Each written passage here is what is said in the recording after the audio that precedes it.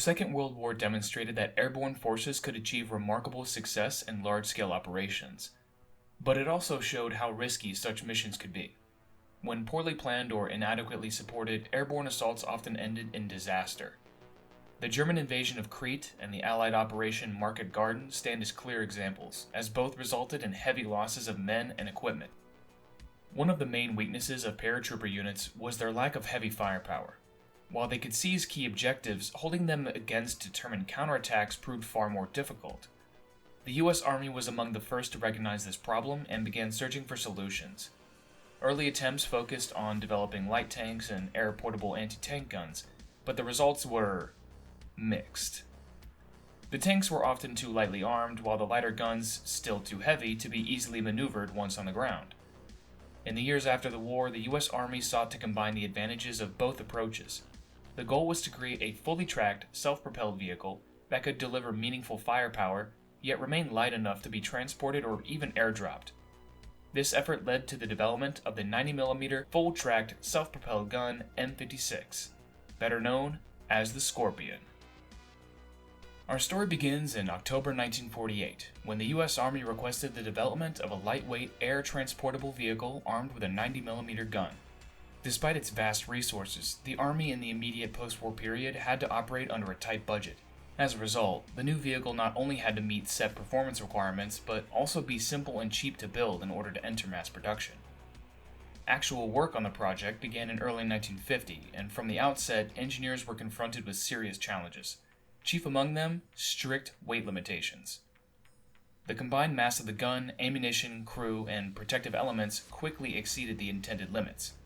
With no viable alternatives, the designers were ultimately forced to sacrifice armor protection altogether. By 1952, the design was finalized, and General Motors was contracted to produce 2 prototypes. Once completed, both vehicles underwent extensive testing at Aberdeen Proving Ground in Maryland, where the Army evaluated their performance and suitability for airborne operations. The second prototype was even airdropped multiple times at Fort Bragg, North Carolina. Although the vehicles performed adequately during trials, the testing phase took longer than expected and was only completed in September of 1955. Following the successful conclusion of trials, the vehicle was accepted for service as the 90mm full-tracked self-propelled gun M56. While the production was being prepared, the Chief of Ordnance proposed the nickname Scorpion, which was ultimately adopted. Although trials had concluded by 1955, the M56 Scorpion did not enter service immediately. Nearly 2 more years passed before production tooling was ready at General Motors' Cadillac division in Cleveland, Ohio. Further delays were caused by the need to redesign the gun mount, along with a series of minor refinements that continued throughout the vehicle's service life. Full-scale production finally began in December 1957. Despite its relatively simple and cost-effective design, output remained slow. By July 1958, only around 160 vehicles had been completed. The total number produced remains uncertain, though most estimates suggest that just over 300 were ultimately built. The M56's hull was constructed from lightweight aluminum, with the transmission mounted at the front, followed by the engine in the middle and the crew compartment at the rear. Both engine and transmission were fully enclosed, with ventilation grills on top. To help maintain that all-important structural integrity, engineers added reinforced ribs and large rectangular guard plate to the lower front section of the hull. While the use of aluminum greatly reduced weight, it also made the vehicle fragile, as even minor impacts could deform the thin hull. This meant the driver had to be very careful when operating it. Fortunately, the Scorpion was relatively easy to drive. It featured a steering wheel, 2 foot pedals for throttle and brake, and a gear shift lever. Interestingly, the bottom half of the steering wheel was cut off to give the driver more legroom, like a race car. Power was provided by a Continental AOI 4025 gasoline engine, producing 200 horsepower at 3,000 RPM. With a combat weight of around 7 tons, the M56 could reach a top speed of approximately 45 km per hour, or 30 miles an hour. The engine was paired to a 3-speed Allison CD150-4 cross-drive transmission. This setup allowed the M56 to pivot on the spot, giving it excellent maneuverability. The M56 used a torsion bar suspension system with a front-mounted drive sprocket, a small idler wheel, and 4 large pneumatic rubber-tired road wheels on either side. The suspension arms for the first 3 road wheels faced forward, while the arm for the last wheel was positioned in the opposite direction. Despite their fragile appearance, the rubber road wheels were designed to function even when flat, allowing the vehicle to continue operating for up to 24 kilometers or 15 miles at speeds of around 50 miles an hour. The 20-inch, 50-centimeter wide tracks provided good weight distribution and traction regardless of terrain. The M56's main armament was the 90mm M54 gun. To help the lightweight chassis absorb the considerable recoil, engineers fitted 2 large recoil cylinders above the barrel and breech. While this modification allowed the weapon to be fired safely, the powerful recoil often caused the vehicle to lift slightly off the ground when firing. Due to its low profile and the gun's proximity to the ground, firing also produced large dust clouds that could easily reveal its position. The M54 used a vertical sliding semi-automatic breech and had a maximum rate of fire of about 10 rounds per minute. Derived from a tank gun, it was capable of firing nearly all 90mm ammunition types available at the time. The gun's elevation and traverse controls were located on the right side, with the firing button mounted on the traverse wheel. The gunner aimed using a T-186 telescopic sight with adjustable magnification from 4 to 8 times. The gun was manually operated, offering 30 degrees of traverse to either side and an elevation range of -10 to +15 degrees. At the end of the barrel was a large, heavy muzzle brake, which helped reduce the recoil even more, while also acting as a counterweight. Ammunition was stored in 29 spring-loaded racks located in the lower compartment just behind the breech. When opened, the spring mechanism automatically pushed around out towards the loader. The M56 carried no secondary armament, apart from whatever the crew were carrying in their hands. Because the M56 was designed to be air transportable, significant sacrifices in armor protection were necessary to keep the weight down. As a result, the crew was completely exposed. The small blast shield mounted in the front of the gun offered no real protection against bullets or shrapnel. Its primary purpose was actually to deflect the exhaust gases produced when it fired. Therefore, their best chance of survival depended on the whole vehicle frequently changing positions to avoid enemy fire altogether.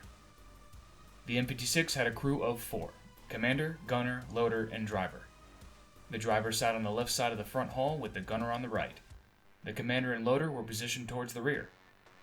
In practice, the commander often dismounted and remained close to the vehicle, assisting the gunner by correcting his fire or observing the battlefield. This was not just a matter of preference, but necessity. Firing the gun generated large clouds of dust, which could quickly obscure the gunner's view, making it difficult to track targets. With the acquisition of the first 160 M56s, the U.S. Army initially planned to form 3 tank battalions of 53 vehicles each, intended to equip the 11th, 82nd, and 101st Airborne Divisions. However, this plan was revised in the late 1950s as the airborne divisions underwent reorganization.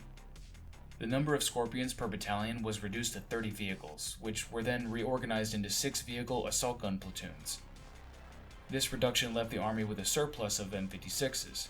To make practical use of them, they were redistributed to the 1st and 7th Infantry Divisions and the 1st Cavalry Division.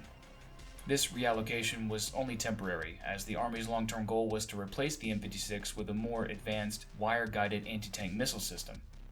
However, since these systems were still in development, the Army had to rely on the old, reliable M56 to fill the gap.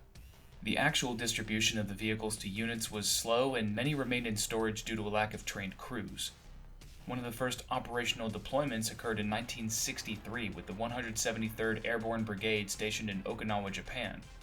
For the most part, these vehicles did not receive their assigned crews until 1964. In 1965, the United States became involved in a brief civil war in the Dominican Republic. Rumors that insurgent forces had communist ties prompted the U.S. to deploy a small contingent to stabilize the situation. The mission aimed to suppress unrest and, if possible, negotiate a peaceful resolution between the warring sides. The 92nd and 101st Airborne Divisions were dispatched as part of this intervention. However, they saw little to no actual combat during the operation, and although the Scorpion was part of the arsenal, it was never used in action. Following operations in the Dominican Republic, the 173rd Airborne Brigade were deployed to Vietnam in 1965, followed by the 82nd Airborne Division in 1968. There, the Scorpion was rarely employed in its intended anti-tank role. Instead, it served primarily as self-propelled artillery, providing long-range fire support for the more numerous and versatile M113 armor personnel carriers. The M56 proved effective in this role, easily neutralizing fortified enemy positions from a distance, However, most of the time, the vehicle served as an armored reserve force. Despite the extensive involvement of U.S. forces in Vietnam, the Scorpion saw very limited combat use. Only Company D, 16th Armor of the 173rd Airborne Brigade is known to have actively operated Scorpions. While its lack of armor was a major drawback, the M56's mobility was well liked. Thanks to its simple controls, it was easy to master and could even be driven by untrained personnel. It basically handled like a light truck, and the U.S. troops treated it like one. However, by 1966, the M56 fleet began to deteriorate, and the vehicles were increasingly relegated to defending vital supply bases rather than participating in active combat. In August 1966, Company D, 16th Armor, exchanged its remaining M56s for Gavins, marking the end of the Scorpion's brief service life. The U.S. Army ultimately regarded the Scorpion as a failed project and moved to replace it with more capable designs. Infantry units that had operated the Scorpion soon abandoned it in favor of cheaper and simpler jeeps equipped with recoilless rifles.